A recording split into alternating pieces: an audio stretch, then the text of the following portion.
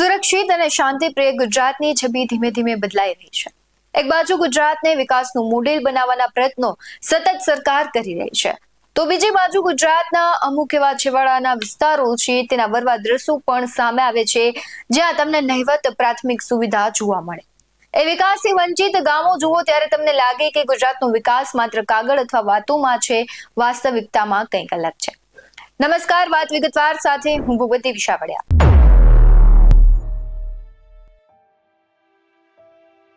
છેલ્લા કેટલાય સમયથી રાજ્યની શાંતિ ભંગ થતી હોય તેવી અનેક ઘટનાઓ સામે આવી છે. ઘટનાઓ પછી રાજકીય હોય કે સામાજિક, દરેક ઘટનાઓ રાજ્યના વાતાવરણને ખૂબ ગંભીર અસર કરે છે. જ્યારથી વિસાવદરની પેટા ચૂંટણી પૂરી થઈ છે ત્યારથી જ રાજ્યના રાજકારણમાં બબાલો અને વિવાદો ખૂબ મોટા થયા છે. વિપક્ષ દ્વારા લગાવેલા આરોપો હોય કે પછી સત્તામાં બેસેલા મંત્રીઓના કૌભાંડ બધા જ સમાન અસરકારક છે. રાજ્યના છેવાડે આવેલું ડેડિયાપાડા હાલ ચર્ચાનો વિષય બન્યું છે, કારણ કે ડેડિયાપાડામાં તાલુકા પંચાયતની એટીવીટી બેઠક દરમિયાન થયેલા વિવાદમાં આમ આદમી પાર્ટીના ધારાસભ્ય ચૈતર વસાવાની ધરપકડ થઈ છે અને આ મુદ્દે રાજકીય ગરમાવો વધ્યો છે. ધરપકડ કરતાની સાથે તેમના સમર્થકો ઉમટી પડ્યા હતા. તેમના પત્નીથી લઈને આમ આદમી પાર્ટીના નેતાઓ અનેક સવાલો ઉઠાવી રહ્યા છે. ત્યારે નવસારી જિલ્લાના વાસંદા વિધાનસભાના ધારાસભ્ય અનંત પટેલે ચૈતર વસાવાની ધરપકડને ગેરકાયદેસર ગણાવી છે. ધરપકડ સમયે કોઈ અરજી કે એફઆઈઆર દાખલ કરવામાં નહોતી આવી. અનંત પટેલે આરોપ મૂક્યો છે કે બળાત્કારના આરોપી ધારાસભ્ય અને ચીટર ઉદ્યોગપતિ સામે પોલીસ કાર્યવાહી કેમ નથી કરતી. વિવાદો વચ્ચે સૌથી મહત્વની કડી છે પોલીસની કામગીરી. પોલીસ માટે રાજ્યના દરેક નાગરિકની છબી એક અલગ છે. રાજ્યનો દરેક નાગરિક પોલીસની કામગીરી પર ભરોસો કરે છે, પણ જ્યારે પોલીસ બીજાના ઇશારે કામ કરે તો એ કેવી રીતે ચલાવી લેવાય? ચૈતર વસાવાની ધરપકડમાં પોલીસનો ખૂબ જ મહત્વનો રોલ છે અને પોલીસ પર એટલે જ સવાલો ઉઠી રહ્યા છે, કારણ કે પોલીસની પ્રામાણિકતા અને નિષ્પક્ષતા અહીંયા દેખાઈ નથી રહી તેવા આરોપ લાગી રહ્યા છે. પોલીસની શંકાશીલ કાર્યવાહી પર અનેક સવાલ આમ આદમી પાર્ટીના જ નેતાઓ ઉઠાવી રહ્યા છે. તેમના ચૈતર વસાવાના પત્ની પણ ઉઠાવી રહ્યા છે, કારણ કે તેમની ધરપકડ 2 વાગે થઈ હતી અને જે પ્રમાણે એફઆઈઆર છે તેમાં 6 વાગ્યાનો સમય બતાવવામાં આવી રહ્યો હતો. તેથી પોલીસની કામગીરી પર અનેક સવાલો ઉઠી રહ્યા છે. ચૈતર વસાવાની ધરપકડને લઈને અનેક પ્રતિક્રિયાઓ આવી છે. તેમના પત્ની હોય, સમર્થકો હોય કે પાર્ટીના નેતાઓ, બધાની પ્રતિક્રિયા આવી છે. પણ ગોપાલ ઇટાલિયાએ રાજ્યની સુરક્ષાનો બોજ ઉપાડીને ફરતી પોલીસની કામગીરી સામે કેવા સવાલ કર્યા છે અને આક્ષેપો કર્યા છે, સૌથી પહેલા તેના પર નજર કરીએ. આજે અમે અત્યારે અહીંયા આ રાજપીપળાની જિલ્લા અદાલતની બહાર ઉભા છીએ. માનનીય ધારાસભ્ય શ્રી ચૈતરભાઈ વસાવાને પોલીસ દ્વારા અત્યારે અહીંયા કોર્ટમાં રજૂ કરવામાં આવ્યા હતા. પોલીસે અમારા હાથમાં છે 5 દિવસની રિમાન્ડ અરજી કોર્ટને આપી અને વિવિધ પ્રકારના 14 જેટલા મુદ્દાઓ લખ્યા. આ મુદ્દો, તે મુદ્દો, ફલાણો મુદ્દો, અને 14 મુદ્દા આધારે પોલીસે 5 દિવસના રિમાન્ડ માંગવાની અરજી આપી. આ અરજી સામે અમારા બધાય વકીલોએ સંયુક્ત રીતે, જેમાં હું હતો, મારા જોશી સાહેબ હતા અને અન્ય એક સાહેબ હતા, ત્રણેય વકીલશ્રીઓએ સંયુક્ત રીતે દલીલ કરી અને આ રિમાન્ડ અરજી જે છે પોલીસની એ નામંજૂર કરવામાં આવી છે. આ આખી ઘટના જો જોઈએ, કેમ કે હવે મેં એફઆઈઆર વાંચી છે, આ રિમાન્ડ રિપોર્ટ મારા હાથમાં છે, મેં દલીલો સાંભળી છે. આ આખી ઘટના ફરિયાદીએ લખાવ્યા પ્રમાણે બની તો નથી જ, આવું કંઈ બન્યું નથી, ઉપજાવી કાઢેલી વાત છે. પણ ધારો કે કદાચ દલીલ ખાતર એમ માની લઈએ કે ઘટના સાચી બની છે, તો પણ શું બની છે કે એક સરકારી મીટિંગ છે તાલુકા પંચાયતની કચેરીમાં, એમાં પ્રાંત અધિકારી બેઠા છે, તાલુકા પંચાયત પ્રમુખ બેઠા છે, ધારાસભ્ય બેઠા છે, બીજા અધિકારીઓ બેઠા છે. સામાન્ય ચર્ચા થાય છે, બોલાચાલી થાય છે, ફરિયાદીના કહેવા પ્રમાણે ગાળાગાળી થાય છે અને ફરિયાદીના કહેવા પ્રમાણે પ્રાંત અધિકારીના ટેબલ ઉપર એક પાણીનો ગ્લાસ પડ્યો હતો, એ ગ્લાસ લઈ અને છૂટ્ટો ફેંકીને ફરિયાદીને માર્યો. ફરિયાદીએ એફઆઈઆરમાં લખાવ્યા પ્રમાણે જ્યારે એ ગ્લાસ છૂટ્ટો ફેંક્યો ત્યારે ફરિયાદી જે હતા એના માથા ઉપર પોલીસે આમ આડો હાથ રાખી દીધો, એટલે ફરિયાદીને ગ્લાસ વાગ્યો નથી, આવું એફઆઈઆરમાં લખ્યું છે. હવે આ આખી ઘટનાને સાચી માની લઈએ તો આમાં જાનથી મારી નાખવાની કલમ ક્યાં આવી? છૂટ્ટો ગ્લાસ માર્યો, એ ગ્લાસ કોઈને વાગ્યો જ નથી, તો આમાં માણસની મરી જવાની સંભાવના ક્યાં આવી? 307 એટલે કે નવી કલમ એની જે છે 109/1 કાઉન્સમાં, એ જાનથી મારી નાખવાની કોશિશ કરવાનો ગુનો છે. પણ છૂટો ગ્લાસ માર્યો અને વાગ્યો કોઈને નથી, તો જાનથી કેમ મરશે માણસ? અને મરવાનો નથી તો મરવાની કલમ કેવી? આમ છતાંય કારણ વગરનું ખોટી રીતે ચૈતરભાઈ ઉપર ગંભીર પ્રકારની કલમો લગાડવામાં આવી, જેથી કરીને એમને લાંબો સમય સુધી અદાલતની અને કાયદાની પ્રક્રિયામાં ફસાવી શકાય, છાપાઓની હેડલાઇન મેનેજ કરી એને બદનામ કરી શકાય, પોલીસ સ્ટેશનોમાં ગોંધી રાખી અને એમની ઉપર માનસિક ત્રાસ વર્તાવી શકાય. આવો કરવાના માટે થઈ અને એમની ઉપર ખોટી રીતે ગંભીર કલમો લગાવવામાં આવી. હકીકત તો એ છે કે ચૈતર વસાવા જ્યારથી ચૂંટણી જીત્યા છે ત્યારથી માત્ર આદિવાસી સમાજ નહીં, ગુજરાતભરના યુવાનો માટે, મહિલાઓ માટે સતત અવાજ ઉઠાવે છે. વિધાનસભાથી લઈ સડક સુધી જ્યાં બોલવું પડે, જે રીતે બોલવું પડે એ રીતે બોલી અને લોકોને જગાડવાનું કામ ચૈતરભાઈ વસાવા કરી રહ્યા છે. લોકોને મદદ કરી રહ્યા છે, લોકોને હિંમત આપવાનું કામ કરી રહ્યા છે. એ વાત ભાજપને ખટકે છે. અને એટલે થયું એવું કે આ કહેવાતી જે ઘટના બની છે ગ્લાસ ફેંકીને મારવાની, એ ઘટના 12 વાગ્યા આસપાસ બની એવું કહેવામાં આવે છે કાગળ ઉપર. ઘટના બન્યા પછી સૌથી પહેલા પોલીસ સ્ટેશને ધારાસભ્ય ચૈતર વસાવા પોતે ગયા. 1:30 વાગે ચૈતર વસાવા પોલીસ સ્ટેશને ગયા. પોલીસને એને પોતાની ફરિયાદ આપી કે મારી સાથે આવું બન્યું છે. પોલીસે ફરિયાદ અરજીના સ્વરૂપમાં લખી લીધી, પણ એફઆઈઆર ન કરી અને ચૈતર વસાવાને એરેસ્ટ કરીને બેસાડી દીધા. જે માણસ પહેલો એફઆઈઆર લખાવા ગયો એને પોલીસે પકડી લીધા અને સાંજના 6 વાગે એફઆઈઆર થઈ. આ જે ગ્લાસ ફેંકવાની ઘટના છે એની એફઆઈઆર સાંજે 6 વાગે થઈ. ચૈતર વસાવાને 1:30 વાગે પોલીસે પકડી લીધેલા. ઓન પેપર એની એરેસ્ટ સાંજના 7 વાગે બતાવવામાં આવી. અને આ બધું જ કોના ઈશારે થયું? ભાજપ વાળાના ઈશારે. ચૈતર વસાવાએ પોતે ફરિયાદ આપી છે પોલીસમાં, એની ઉપર તો એફઆઈઆર નથી લખાણી. અને એનાથી વિશેષ કે હું જયારે અહીંયા વકીલ તરીકે આવ્યો તો પહેલા તો મને પોલીસ સ્ટેશને મળવાનો જ આવવા દીધો. મેં પોલીસને કીધું કે હું વકીલ છું. વકીલને અધિકાર મળેલો છે. વકીલ છે એ કાયદા પ્રમાણે, એડવોકેટ્સ એક્ટ પ્રમાણે કોર્ટ ઓફિસર છે. અને માત્ર કોર્ટની અંદર નહીં, કોર્ટની બહાર ગમે ત્યાં વકીલ છે એ કોર્ટનો અધિકારી છે. વકીલને રોકી શકાય નહીં. ત્યાં હું એલસીબી ની ઓફિસે ચૈતરભાઈ અમારા ક્લાયન્ટને હું મળવા માટે ગયો તો મને પીઆઈ અંદર નો આવવા દીધો. મેં એમને કીધું કે હું વકીલ છું, તમે મને રોકી નહીં શકો, તમારે મને કોઓપરેટ કરવું પડે. અહીંયા જયારે અમે આવ્યા તો અહીંયા આ અદાલત છે. હવે ગુજરાતનો વકીલ અદાલતમાં નહીં જાય તો હવે તો ક્યાં જવાનું? પોલીસ સ્ટેશન નહીં જવા દો, રોડ ઉપર નહીં ઉભા રહેવા દો, વકીલને અદાલતમાં નહીં જવા દો. અહીંયા ચૈતરભાઈને રજૂ કરવાના હતા. હું એમના કેસમાં વકીલ છું, વકીલાત પત્ર પર મારી સહી છે. પોલીસને હું કહું છું કે હું વકીલ છું અને એવું નથી કે હું કહીશ તો જ પોલીસને ખબર પડશે. એને ખબર છે ગોપાલ ઇટાલિયા કોણ છે, ગુજરાતમાં વકીલ છે, ધારાસભ્ય છે, યુવાન છે, શું છે. છતાંય જબરજસ્તીથી મને રોકે છે. અને જયારે મેં એમ કીધું કે આ ભાજપની અદાલત નથી, આ કાયદાની અદાલત છે, આમાં જવાનો મને હક છે, તો ત્યાર પછી ઉપર ફોન કરીને જે ભાજપ વાળાની પાસેથી પરમિશન લીધી હોય રામ જાણે, પછી મને જવા દીધો. દોસ્તો, આ તાનાશાહીની હદ છે કે એક તો ધારાસભ્ય કક્ષાના માણસને જબરજસ્તીથી ખોટા ગુનામાં ફસાવી દેવાનો, કાયદાની પ્રોસેસમાં અટવાડી દેવાનો, ઉપરથી એના વકીલને અદાલતમાં નહીં જવા દેવાના, જેથી કરીને વકીલ હાજર ન રહે તો જામીનની પ્રક્રિયા ન થાય, રિમાન્ડની પ્રક્રિયામાં વકીલ ન હોય તો રિમાન્ડ મળી જાય. આટલી હદે દાદાગીરી, આટલી હદે તાનાશાહી ભાજપના માણસો કરી રહ્યા છે અને પોલીસની આડમાં કરે છે. પોલીસ તંત્રને અમારી વિનંતી છે કે તમારું શોષણ થઈ રહ્યું છે ભાઈ. ભાજપની સરકાર પોલીસ તંત્રનું શોષણ કરે એટલું તો કોઈનું નથી, તો શા માટે ભાજપની આવી રીતે આપણે કામગીરી કરવી જોઈએ?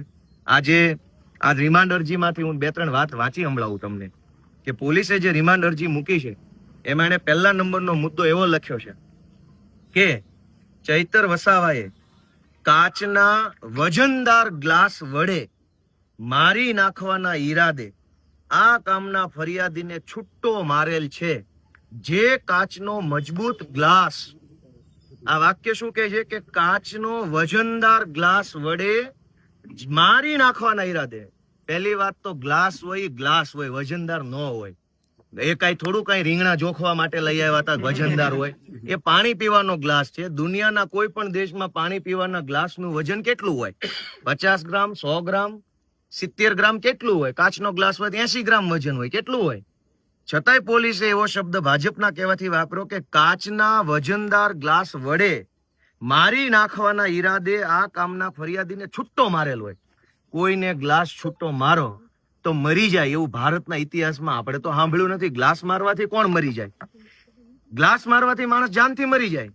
પોલીસને એવું લાગતું નથી કે હાસ્યાસ્પદ વાત લખીને આપણે અદાલતમાં જઈ રહ્યા છીએ, પણ એમાં ભાજપ વાળા કે એટલે લખી નાખે કાચનો મજબૂત ગ્લાસ. એટલે કેવો મજબૂત એટલે કેવો ગ્લાસ આવે? તમે સમજો કે આખી એફઆઈઆર માં ગ્લાસ ગ્લાસ કાચનો ગ્લાસ, મજબૂત ગ્લાસ, વજનદાર ગ્લાસ, સ્ટીલનો ગ્લાસ, આવું જ લખ્યું. અવડા મોટા. અને હા, ગુજરાતમાં જયારે સરકાર જ બુટલેગરોના હાથમાં હોય તો એને ગ્લાસ તો દેખાવાના છે. દેખાય બુટલેગરોને તો ગ્લાસ જ દેખાવાના છે. બીજો વાક્ય વાંચીએ આપણે. બીજો એને પોલીસમાં જે લખેલું છે, તમે વિચારો કે હાલના કામના આરોપીએ એટલે કે ચૈતરભાઈ વસાવાએ પ્રાંત સાહેબની ઓફિસમાં ચાલુ મીટિંગમાં આવું કૃત્ય કરેલ છે, જેથી કોઈ આગોતરું આયોજન કરીને આ કૃત્ય કરવાની કોઈ રણનીતિ છે કે કેમ? હવે આગોતરું આયોજન જ જો મારી નાખવાનું કર્યું હોય તો ગ્લાસ મારે કે છરો મારે? પોલીસ હજુ એ જાણવા માંગે છે, અદાલતમાં એવું લખીને આપે છે કે આ મારી ગ્લાસ, કાચનો ગ્લાસ ફેંકીને મારી નાખવાની ઘટના કઈ આગોતરું આયોજન હતું? મારી જ નાખવાનો હોય ને આગોતરું જ આયોજન હોય તો કાચનો ગ્લાસ મારવાનો કે લોઢાન છરો મારવાનો? આટલી સિમ્પલ કોમન સેન્સ વગરના વાહિયાત નોન સેન્સ સવાલો લઈને ભાજપના કહેવાથી પોલીસ અધિકારી અદાલતમાં ઉભા હતા. બોલતાય શરમ નહીં આવી હોય કે આવા પ્રશ્નો પૂછવાના કે ગ્લાસ મારવાનું ષડયંત્ર કેવું હોય? એ તો ત્યાં પીવાનો ગ્લાસ. અને આ ઘટના સાચી છે કે ખોટી છે એ સિવાય હજુ એક એને પ્રશ્ન એવો પૂછ્યો છે કે આ કામના આરોપીને સાથે રાખીને ડેડિયાપાડા સબ ડિવિઝન કચેરીમાં સદરહુ ગુનો કઈ રીતે આચરેલ છે તે બાબતે રીકન્સ્ટ્રક્શન કરવાનું છે. એટલે હવે ત્યાં લઈ જશે, ઓલા ફરિયાદીને સામે ઉભો રાખશે, પછી પોલીસ એક ગ્લાસ આપશે, એટલે માર હવે આને, પછી પેલાનો તોલો તૂટી જશે, પછી પોલીસ એની રીલ બનાવશે અને કહેશે જોવો સિંઘમો બધા આવી ગયા છે. આ કેવો તમાશો છે? મેં પોતે જજ સાહેબને કીધું કે સાહેબ આ રીલ બનાવવા માટે થઈને રિમાન્ડ માંગે છે. રીકન્સ્ટ્રક્શનના નામે આ બધા રીલો બનાવીને ભાજપમાંથી મેડલ લેવાની કોશિશ કરી રહ્યા છે. આ શબ્દમાં મેં રજૂઆત કરી સાહેબ આ રીલ બનાવવાના ચક્કર છે. શેનું રીકન્સ્ટ્રક્શન? જે સરકારી કચેરીમાં આ કહેવાતી ઘટના જો ખરેખર બની હોય તો ગ્લાસ ત્યાં પડ્યો નથી, ઓફિસ ત્યાં માણસો નથી, ખુરશી નથી, બધું સાફ સફાઈ પૂરું થઈ ગયું છે કાલે ને કાલે. હવે શેનું રીકન્સ્ટ્રક્શન? તો એક ધારાસભ્ય પ્રકારના માણસને સાથે રાખી રીલ બનાવવાના ચક્કરમાં, છવાઈ જવાના, સિંઘમ બનવાના ચક્કરમાં પોલીસ આવા પ્રકારના વાહિયાત કારણો રજૂ કરીને રિમાન્ડ માંગે છે.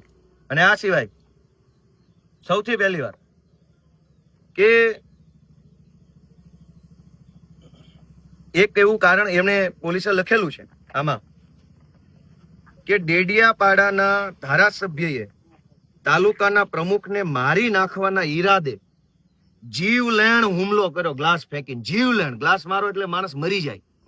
એ જીવલેણ હુમલો કરી પોતાની અલગ છાપ ઊભી કરવા સારું આ કૃત્ય કર્યું છે. એ છાપ ઊભી કરવાના કૃત્યની ઊંડાણપૂર્વક તપાસ કરવાની છે. હું ઊભો તો મેં જજ સાહેબને વિનંતી કરી કે સાહેબ ગુજરાતના 6 કરોડ લોકોમાંથી માત્ર 182 લોકો ધારાસભ્ય બની શકે છે. કરોડો લોકોનું સપનું હોય છે ધારાસભ્ય બનવાનું, નથી બની શકતા. ચૈતર વસાવાને આદિવાસી સમાજે પૂરી તાકાતથી સંપૂર્ણ બહુમતીથી ધારાસભ્ય બનાવ્યા છે. હવે કઈ છાપ ઊભી કરવાની બાકી રહી ગઈ છે? ગ્લાસ માર્યો. પોલીસ એવું કહે છે કે પોતાની અલગ છાપ ઊભી કરવા માટે ગ્લાસ માર્યો. તો કઈ છાપ ઊભી કરવાની છે? ધારાસભ્ય બની ગયા છે. ગુજરાતના જે 182 મહત્વના જે લેજિસ્લેટર્સ છે એમાંથી એક તો બનેલા છે, એની છાપ છે. ગુજરાતના યુવાનોના મન ઉપર છાપ છે, આદિવાસી સમાજની અંદર એક છાપ છે. આટલી પ્રતિષ્ઠા ધરાવતો વ્યક્તિ છે, એની ઉપર પોલીસે ભાજપના કહેવાથી આવા આરોપ લગાવ્યા. એ બધા જ આરોપોનો અમે જડબાતોડ દલીલ સાથે તર્કબદ્ધ જવાબ આપ્યો છે. પોલીસે આવા હાસ્યાસ્પદ કારણો રજૂ કર્યા છે, વાહિયાત કારણો રજૂ કર્યા છે. ચૈતર વસાવા જેવા લોકનાયકને, આદિવાસી ટાઈગરને ફસાવવા માટે થઈને આવી હાવ બાળકો જેવી રમતિયાળ વાતો રિમાન્ડ રિપોર્ટમાં લખીને લાવીને કોર્ટમાં મૂક્યા છે. એના ઉપરથી સાબિત થાય છે કે આખી ઘટના ઉપજાવી કાઢવામાં આવી છે. આવી કોઈ ઘટના બની નથી. ચૈતર વસાવા ફરિયાદ આપવા ગયાની ફરિયાદ લીધી નથી. ચૈતર વસાવાના એડવોકેટને પણ રોકી રાખવામાં આવ્યા છે. આ પણ ગંભીર પ્રકારનો ગુનો છે. અમે કોર્ટમાં ફરિયાદ પણ આપેલી છે. ચૈતરભાઈ ફરિયાદી બન્યા છે. વકીલને રોકવા બાબતની ફરિયાદ કોર્ટ રૂબરૂ આપેલી છે. આ સિવાય ચૈતરભાઈને ધક્કા મારીને ઈજા પહોંચાડવામાં આવી છે, એની પણ ફરિયાદ અમે કોર્ટમાં લખાવેલી છે. આગળનો શું? આગળ સંઘર્ષ અમારા તો જીવનમાં જ સંઘર્ષ છે, કેમ કે અમે વિરોધ પક્ષમાં છીએ. ભાજપના માણસો બળાત્કાર કરે તો પોલીસ એને મેડલ આપે છે. ભાજપના માણસો ડ્રગ્સ વેચે તો પોલીસ એને સલામ મારે છે. ભાજપના માણસો જમીનો પચાવી પાડે તો પોલીસ એને વાહવાહી કરે છે. ભાજપના લોકો ગુંડાગીર્દી કરે, જમીન પચાવી પાડે, દારૂ વેચે, ડ્રગ્સ વેચે, સરકારી અનાજ ખાઈ જાય, સરકારી ગૌચરો ખાઈ જાય તો પોલીસ કે સરકારી તંત્રનું કંઈ બગાડી નથી લેતા. પણ છાસવારે ચૈતર વસાવા કેમ હાથમાં આવી જાય? કારણ કે ચૈતર વસાવા લડે છે, અવાજ ઉઠાવે છે. આ ગુજરાતની વિધાનસભામાં જ્યાં ચૈતરભાઈ વસાવા બેસે છે, એ જ વિધાનસભાની અંદર ભાજપનો ધારાસભ્ય પ્રાંતિજનો ગજેન્દ્રસિંહ બળાત્કારનો આરોપી છે. ગુજરાતની પોલીસમાં એવી હિંમત નથી કે એને એરેસ્ટ કરીને જેલમાં મોકલી શકે. આ ગુજરાતની અંદર મનરેગાનું કરોડો રૂપિયાનું કૌભાંડ થયું. અહીંના સાંસદ મનસુખ વસાવાએ પોતે કીધું કે ભાજપના માણસોએ હપ્તા લીધા છે. કા નર્મદા જિલ્લામાંથી પોલીસ અધિકારીઓ ભાજપના લોકોને મનરેગામાં એરેસ્ટ નથી કરતા?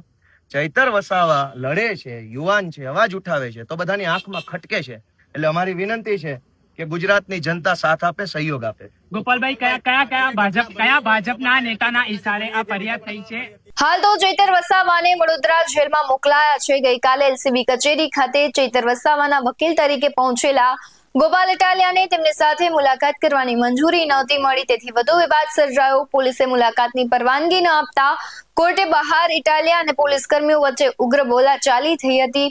ત્યારે ગોપાલ ઇટાલિયાએ પોલીસ પર ભાજપના નેતાઓને છાવરવાનો પણ આક્ષેપ કર્યો છે. તેમણે પ્રાંતિજના ધારાસભ્ય ગજેન્દ્રનો ઉલ્લેખ કરતા કહ્યું છે કે બળાત્કારની એફઆઈઆર છતાં તેની સામે કોઈ કાર્યવાહી નથી થતી અને તેમણે આરોપ મૂક્યો છે કે ભાજપના નેતાઓ માટે અલગ અને આમ આદમી પાર્ટીના નેતાઓ માટે કાયદો અલગ કામ કરી રહ્યો છે. આજે ગોપાલ ઇટાલિયાએ કોર્ટમાં ફરિયાદ કરવાની વાત કરી હતી. શું કહી રહ્યા છે ગોપાલ ઇટાલિયા, તેના પર નજર કરીએ. નમસ્કાર મિત્રો, હું એડવોકેટ ગોપાલ ઇટાલિયા.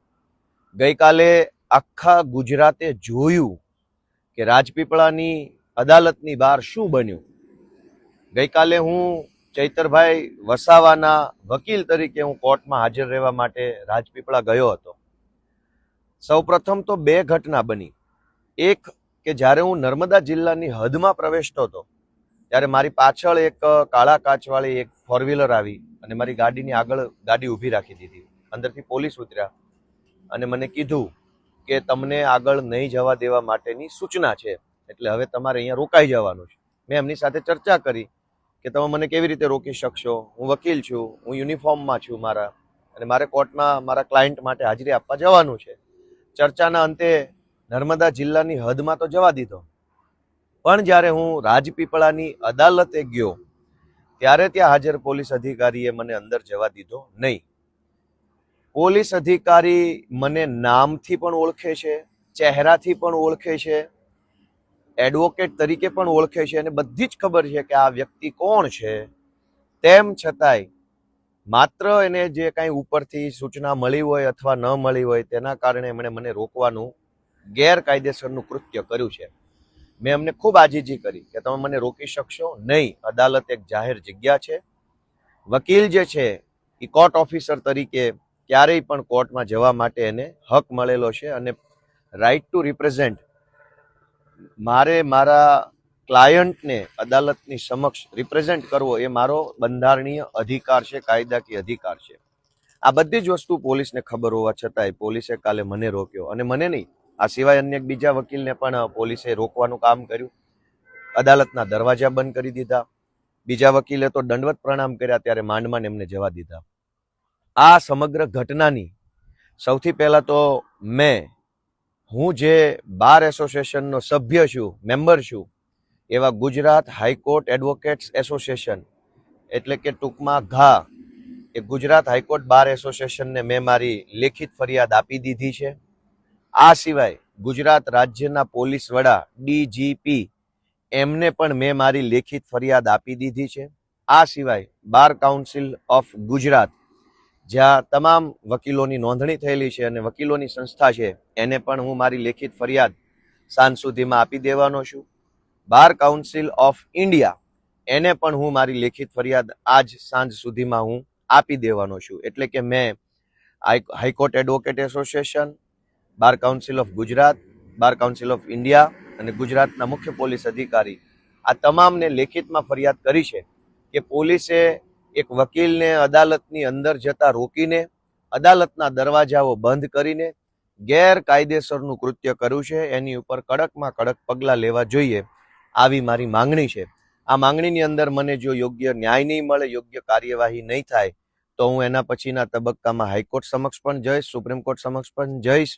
કન્ટેમ્પ્ટની કોઈ કાર્યવાહી કરવી પડે તો એ પણ કરીશું. જે કાંઈ પ્રોસેસ કરવી પડે તમામ પ્રોસેસ કરીને પણ, કેમ કે આ પ્રશ્ન ગોપાલ ઇટાલિયાનો વ્યક્તિગત પ્રશ્ન નથી, પણ ધારાસભ્ય લેવલના વ્યક્તિને એડવોકેટ છે એવું જાણવા છતાંય જો પોલીસ આટલી હદે દાદાગીરી કરે તો સામાન્ય વકીલોની સાથે પોલીસ શું વર્તન કરશે, એ વાત આપણે સૌએ વિચારવાની છે.